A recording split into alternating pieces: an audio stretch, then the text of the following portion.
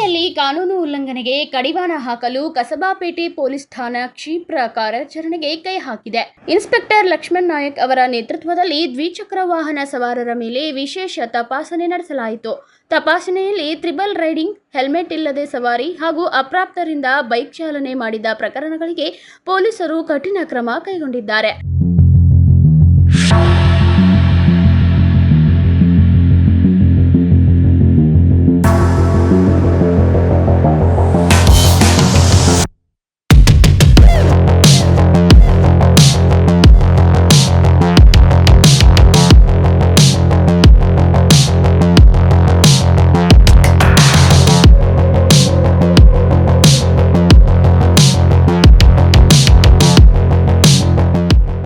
Inspector Lakshman Nayak ಸ್ಪಷ್ಟಪಡಿಸಿದ್ದು, ನಿಯಮ ಉಲ್ಲಂಘಿಸಿದರೆ ದಂಡ ಖಚಿತ.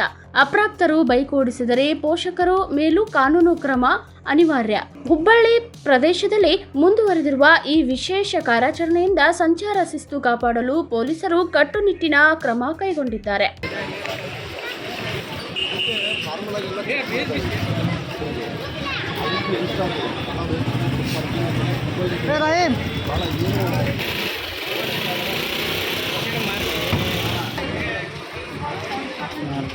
ये हफ्ता ये पूरा कैसा है, बोलो एक हफ्ता मेरा चला काम है।